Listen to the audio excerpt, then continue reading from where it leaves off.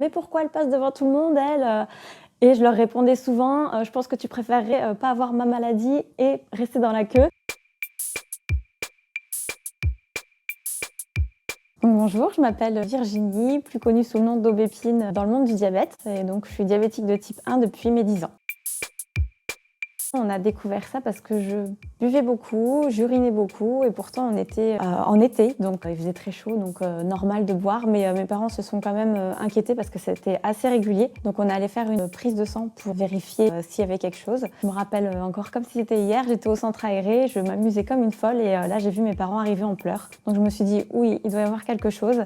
Et en effet, du coup, je venais d'apprendre que j'avais du diabète. Mes parents, je ne crois pas qu'ils savaient vraiment la différence à cette époque-là entre le type 1 et le type 2. La découverte a été, je pense, plus compliquée pour mes parents puisque moi, j'étais trop jeune pour vraiment m'en rendre compte. Donc c'est eux qui ont dû apprendre dans un premier temps à devoir tout gérer. Du coup, j'étais à l'école primaire quand je l'ai appris et à l'époque, ma maman du coup s'était mise à mi-temps pour pouvoir me récupérer, pour que je puisse manger à la maison, pour pas avoir de soucis. Mais j'ai le souvenir qu'après, au collège, je passais en priorité. Il y avait toujours les autres élèves qui criaient quand je passais devant tout le monde. Mais pourquoi elle passe devant tout le monde, elle? Et je leur répondais souvent, je pense que tu préférerais pas avoir ma maladie et rester dans la queue. C'était pas toujours évident parce qu'on savait pas forcément ce qu'on allait manger, etc. On devait aller dans une pièce à part avant le repas pour faire son injection à l'abri des regards, etc. Donc ça, c'était la partie un peu moins pratique, mais au moins je passais en priorité avec mes copines et ça, c'était cool. Avant de faire ma première injection d'insuline, j'ai vu passer une infirmière avec une aiguille grande comme ça. J'ai eu super peur parce que quand on voit la taille de l'aiguille, on se dit mais mince, je vais pas me faire ça quand même toute la vie. Et en fait non, elle m'a rassurée. C'était pas du tout pour moi. Elle est venue avec une aiguille qui était beaucoup plus petite. C'est passé tout seul parce que j'ai eu beaucoup moins peur en voyant la réelle taille de l'aiguille et j'en garde pas un mauvais souvenir, on va dire. J'ai des journées quand même assez remplies avec le jardin d'Aubépine. Je dirais que le diabète n'est pas un frein déjà, loin de là. Mais c'est vrai que quand on a tendance à courir un peu partout, il faut faire attention parce que je peux vite chuter en hypo et des fois je m'en rends pas compte tout de suite. C'est vraiment quand je suis aux alentours de 0,65 et que je vois la flèche en chute que je me dis ok, je vais peut-être me calmer un peu, baisser le rythme, me poser tranquille. C'est ça parfois qui me permet de ralentir un petit peu, de prendre un peu plus le temps parce que c'est vrai que quand on a une vie à 1000 à l'heure, on a du mal à redescendre un peu en pression. Alors certes, c'est un frein, mais un frein qui peut être positif dans certains cas.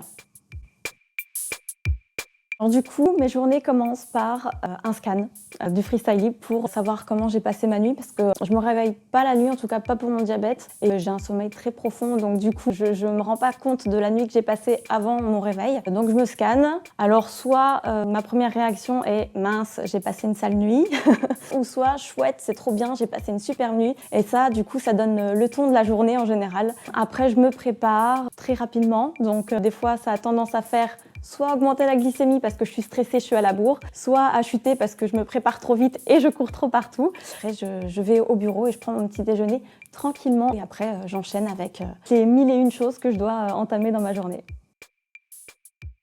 Dans un monde idéal, avec mon insuline, ce serait chouette si elle pouvait s'autoréguler seule durant la journée. Un peu comme le principe des boucles fermées qui commence à arriver tout doucement. Et ça, je trouve que c'est une évolution assez incroyable parce que c'est vrai que dans la journée, on doit prendre tellement de fois des décisions pour savoir si on a mis trop d'insuline, si on doit en mettre un peu plus, qu'est-ce qu'on va manger, est-ce que je dois manger, est-ce que je vais courir. L'insuline, c'est très compliqué à gérer, surtout quand on a des emplois du temps qui changent du jour au lendemain. Donc ouais, une insuline qui puisse s'auto-gérer, ça ce serait vraiment génial.